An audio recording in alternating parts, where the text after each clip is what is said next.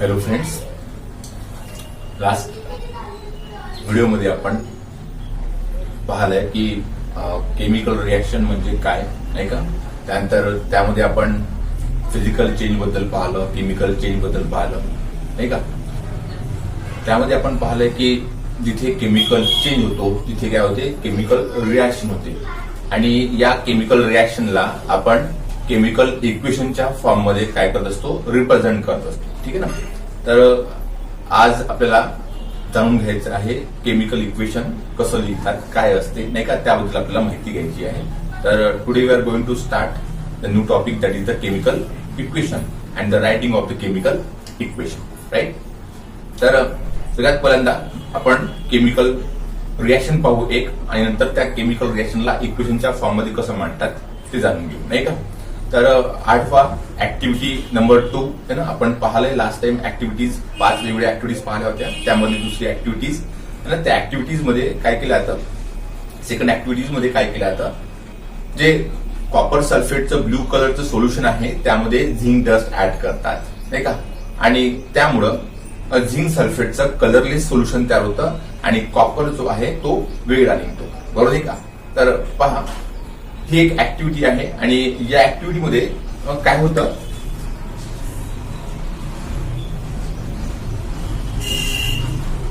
Copper sulphate याचं काय आहे, ऍक्वियस सोल्युशन आहे, नाही का.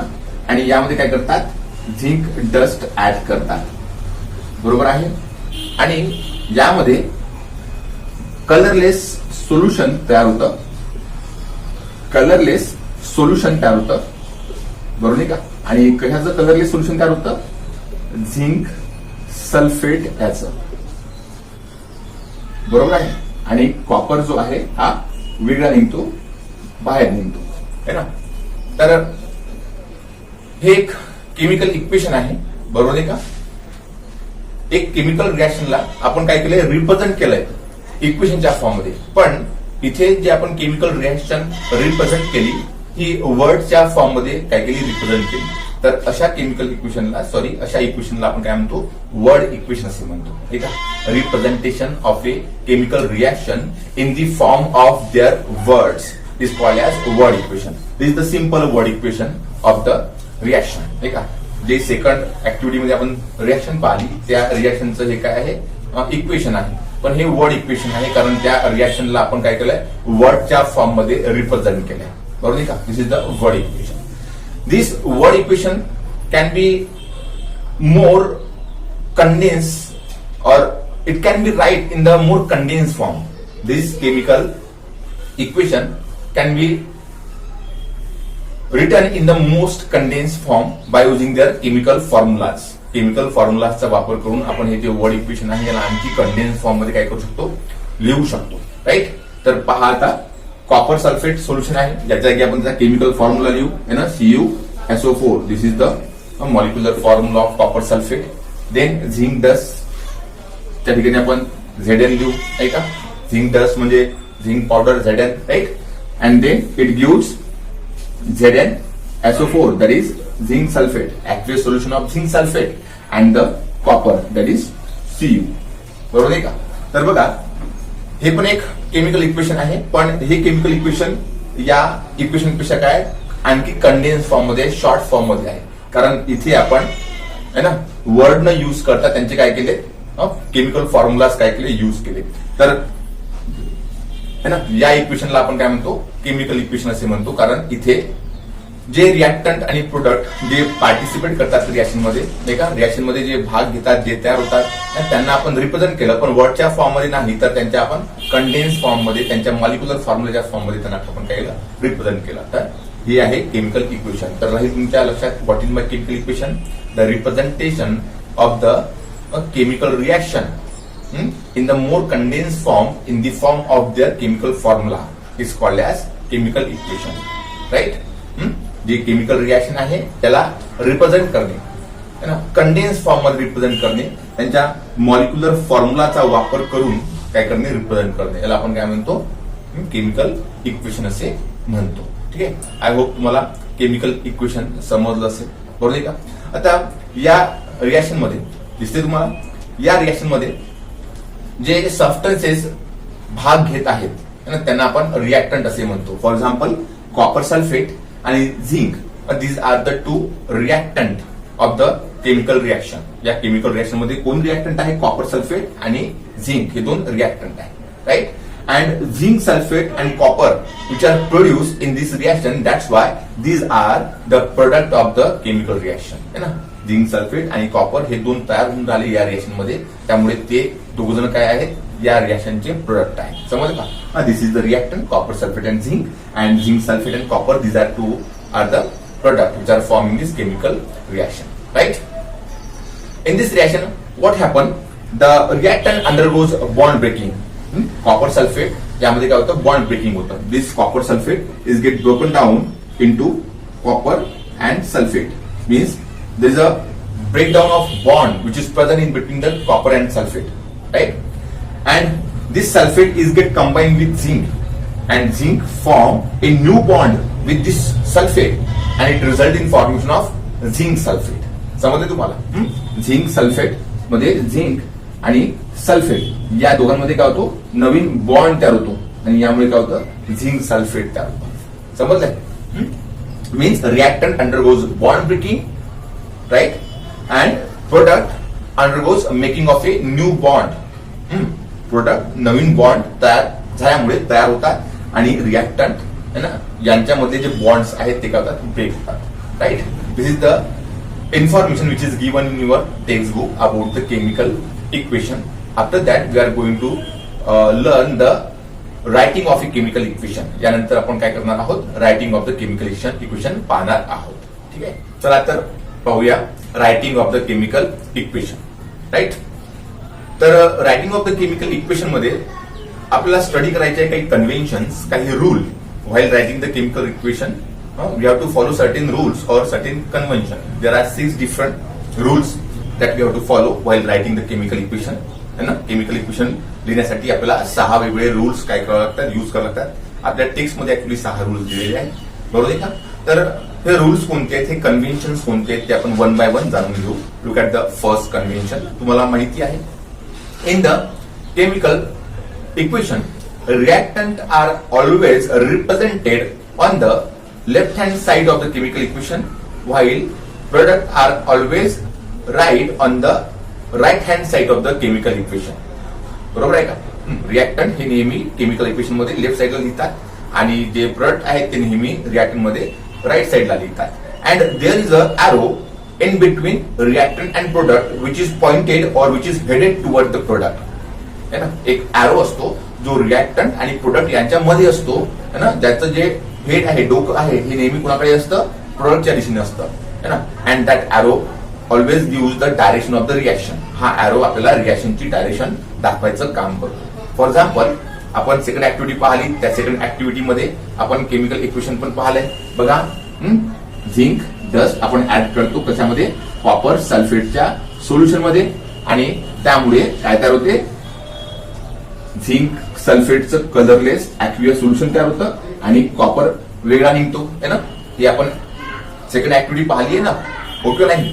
तर in this reaction zinc and copper sulphate, this two are the reactant, है ना. And zinc sulphate and the copper, this are two product. And in between reactant and product, there is a arrow which is pointed toward, which is headed toward the product. समझे तुम्हारा? This is the first rule of the writing of the chemical equation. Reactant are always represented on the left hand side of the chemical equation, while product is always written on the right hand side of the chemical equation. And in between reactant and product, there is an arrow which is pointed toward the product, which gives the direction of the chemical reaction. Right? Then look at the second rule or convention while writing the chemical equation. Chemical equation लिहिण्यामागचा दुसरा rule आपण जाणून घेऊया. बघा, the reactant or the product, if they are 2 or more, then they are right by writing a plus sign or by drawing a plus sign in between this reactant and the product. Right? Look at this equation. In this equation, there are 2 reactants, zinc and copper sulfate.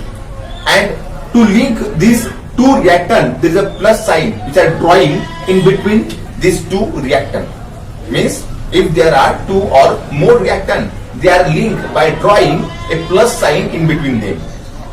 And the product form is more than two. है ना, जेव्हा product हे दोन पेक्षा जास्त तयार होतात, they are also linked by drawing a plus sign in between them. है ना, समजलं का तुम्हाला? रिएक्टंट आणि प्रोडक्ट जर दोन किंवा दोन पेक्षा जास्त असेल तर त्यांना लिंक करण्यासाठी, कनेक्ट करण्यासाठी आपण त्याच्यामध्ये काय करतो? प्लस साइन लिहितो, नाही का? For example in this reaction zinc and copper sulphate, these are the two reactant and they are joining by writing a plus sign in between them, है ना? And there are two products which are formed in this reaction. These are the zinc sulfate and the copper, and these are also linked by writing the plus sign in between them, right? Now we are looking for the third rule. आता आपण काय करू? Third rule पाहू, third convention पाहू while writing the chemical equation. To make the chemical equation more informative, chemical equation हे खूप informative बनवायचं असेल तर, है ना, if you want to make this chemical equation more informative, then the state, the physical state of the reactant and product are also mentioned in the chemical equation. है ना? For example, gaseous state are represented by writing the small g in bracket after the chemical formula of that substance, or solid state is represented by writing the small s in bracket after the chemical formula of that substance. And liquid state is represented by writing the small l in bracket after the molecular formula of that substance. You know, means gaseous state, solid state, liquid state is represented by writing the small g, small l, and small s in bracket after their molecular formula. Right? For example, look at this reaction. In this reaction, this zinc is the reactant which are present in the solid state. That's why we are writing small s in bracket. And copper which are produced in this reaction, you know, it is also in solid state. That's why we are writing the small s in bracket, right? पण हे copper sulphate आणि zinc sulphate जे आहेत, है ना, तर हे liquid state मध्ये नाही आहे, हे सोल्युशन फॉर्म मध्ये आहे, है ना. इफ द रिएक्टंट और the product which form are present, है ना, in the aqueous state, right, in the aqueous state in water, then we are writing small aq in bracket, right? तर copper sulphate आणि zinc sulphate हे water मध्ये dissolve form मध्ये असतात, म्हणजे ते ऍक्टिव्ह स्टेट मध्ये असतात, आणि त्यामुळे त्यांना लिहिण्यासाठी आपण स्मॉल एक्यू इन ब्रॅकेटचा काय करतो? वापर करतो. ठीक आहे. तर here we have mention the physical state of the reactant and product. इथे आपण फिजिकल स्टेट काय केल्या? मेन्शन केल्या रिएक्टंट आणि प्रोडक्टच्या, बरोबर नाही का?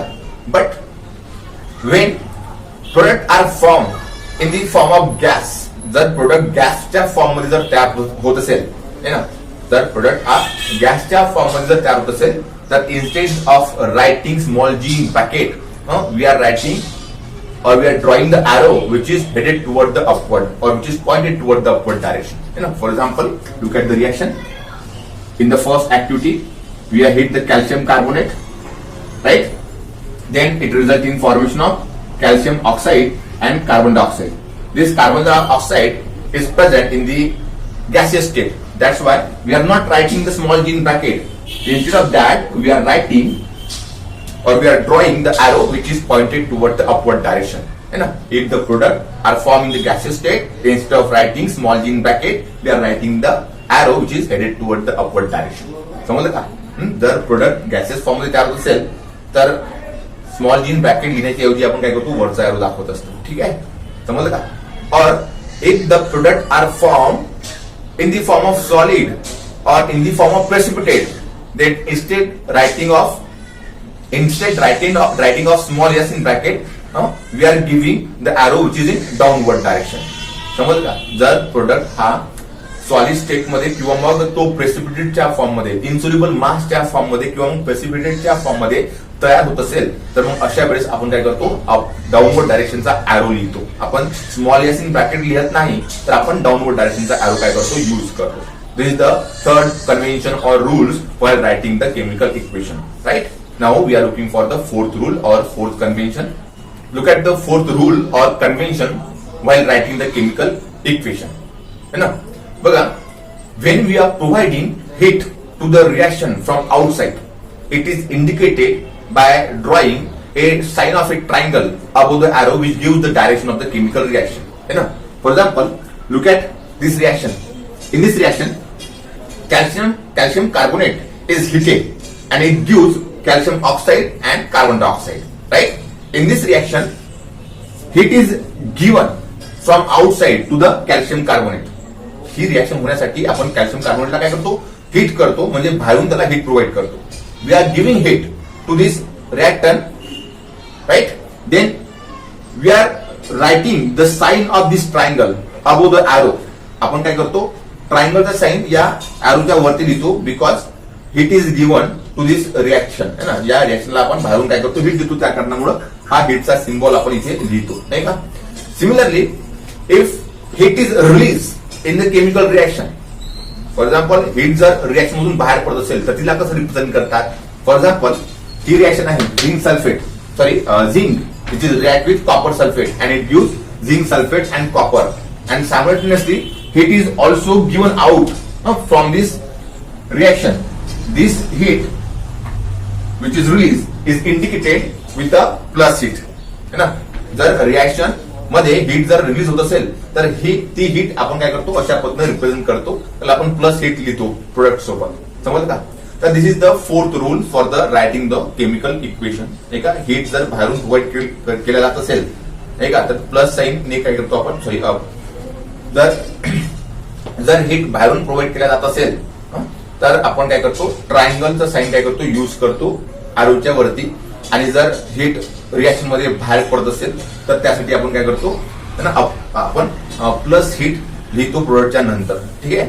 तर दिस is the fourth rule for the writing of the chemical equation. Now we are looking for the fifth rule. पाचवा रूल आपण पाहू. चला पहा. जर केमिकल रिएक्शन ही एका पर्टिक्युलर किंवा स्पेसिफिक कंडिशनच्या प्रेझेन्स मध्ये होत असेल, if a particular chemical reaction is takes place at a certain conditions, these conditions are also represented on the or below the arrow. This is the fifth rule. है ना. There are some reaction which is takes place at high temperature. There are some reaction which are takes place at the high pressure. There are some reaction which is takes place in presence of certain catalyst. है ना. काही अशा reaction असतात की त्या particular टेम्परेचरला होतात, काही अशा रिएक्शन असतात की त्या पर्टिक्युलर प्रेशरला होतात, काही अशा रिएक्शन असतात की त्या एका पर्टिक्युलर कॅटलिस्टच्या प्रेझेन्स मध्ये होतात. तर ह्या काय सगळ्या कंडिशन्स आहेत, है ना, कंडिशन्स आहेत. या कंडिशनलाच त्या रिएक्शन होतात. आणि या कंडिशन आपण काय करतो, एरोच्या वरती किंवा खाली काय करतो, रिप्रेझेंट करतो, है का. This conditions are represent above or below the arrow while writing a chemical equation. समजले. There are certain reaction which is takes place at certain conditions of the temperature and the pressure or in presence of certain catalyst, and these conditions are mentioned while writing the chemical equation above and below the arrow which gives the direction of the chemical reaction. Right. For example, there is a reaction of the vegetable oil. Vegetable oil ची reaction आहे बघा. There is a reaction of the vegetable oil. This vegetable oil is found in the liquid state. तेल आहे, बरोबर का. Vegetable oil, बरोबर का, तेल आहे. तर या व्हेजिटेबल ऑइलला काय करतात, हीट करतात हायड्रोजनच्या प्रेझेन्स मध्ये. जवळपास 60 डिग्री सेल्सिअस टेम्परेचरला त्याला काय करतात, हीट करतात. 60 डिग्री सेल्सिअस टेम्परेचरला त्याला काय करतात, हीट करतात. आणि निकेल एन्झाईमच्या निकेल कॅटलिस्टच्या प्रेझेन्स मध्ये त्याला काय करतात, हीट करतात. आणि त्यामुळं काय तयार होते, वनस्पती घी तयार होते. वनस्पती घी मला माहिती असेल, डालडा, नाही का, जो सॉलिड फॉर्म मध्ये असतो. समजलं का. तर ही एक केमिकल रिएक्शन आहे ना. In this chemical reaction this vegetable oil is heated at the 60 degree Celsius temperature with the hydrogen in presence of nickel as a catalyst, and it gives vanaspati ghee, right? And this reaction takes place at a certain condition of temperature, that is 60 degrees Celsius, and it takes place in presence of a catalyst, that is nickel. And all these conditions are mentioning or writing above or below the arrow. समझ का. तर दिस is द fifth rule or convention while writing the chemical equation. Now we are looking for the last rule, that is sixth rule of the writing the chemical equation, right? If there is a special information about the reactant and the product or their names, these are right below their molecular formula. If there is a special information or the name of the reactant and product, all these are represented below their molecular formula, right? For example, there is a reaction of the copper with the dilute nitric acid. Look at the reaction of the copper with the dilute nitric acid. This is the copper and this is the dilute nitric acid, HNO3. This is the dilute nitric acid. This is the special information, and this special information we are writing below the molecular formula of nitric acid, and it gives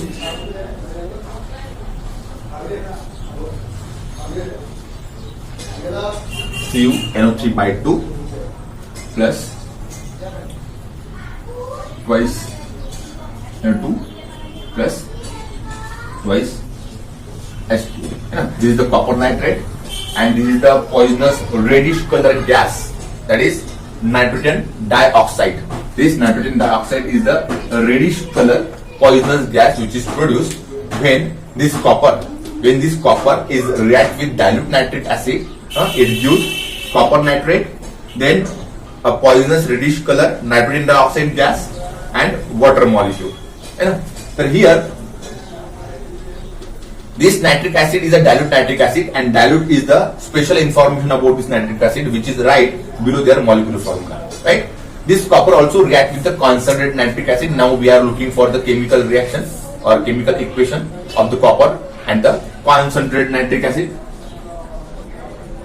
Copper is react with concentrated nitric acid. This is the concentrated nitric acid, and it gives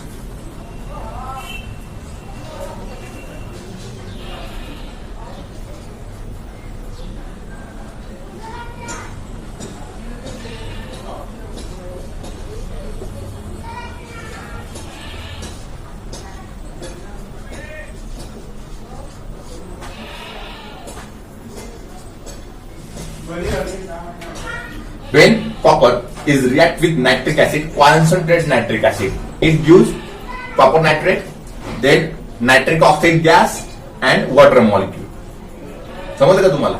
तर इथे copper जो आहे concentrate nitric acid सोबत react होणार आहे. Concentrate nitric acid, concentrate is the special information about this nitric acid which is right below the nitric acid. समजलं का? तर या रिएक्शन मध्ये कॉपर हा कॉन्सन्ट्रेट नायट्रिक ऍसिड सोबत रिएक्ट होतो, आणि त्यामुळे copper nitrate, nitric oxide gas तयार होतो आणि वॉटर मॉलिक्यूल तयार होतो. तर कॉपर वेगवेगळ्या पद्धतीनं डायल्यूट नायट्रिक ऍसिड सोबत आणि कॉन्सन्ट्रेट नायट्रिक ऍसिड सोबत काय होतो, रिएक्ट होतो.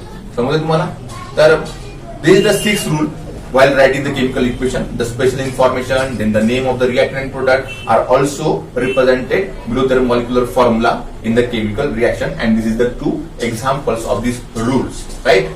तर इथे आपण हे 6 rules पाहिले. केमिकल रिएक्शन, केमिकल इक्वेशन जर तुम्हाला रिप्रेझेंट करायचं असेल, लिहायचं असेल, तर त्याआधी नेमके कोणकोणते रूल्स असतात, तर हे 6च्या 6 रूल्स तुम्हाला समजले असतील, नाही का? तर यानंतर आपल्याला नेक्स्ट टॉपिक पाहायचा आहे, तो म्हणजे balancing of A chemical equation, नाही का? पण बॅलन्सिंग आपण नेक्स्ट व्हिडिओमध्ये पाहू, ठीक आहे? तर thank you, have a nice day.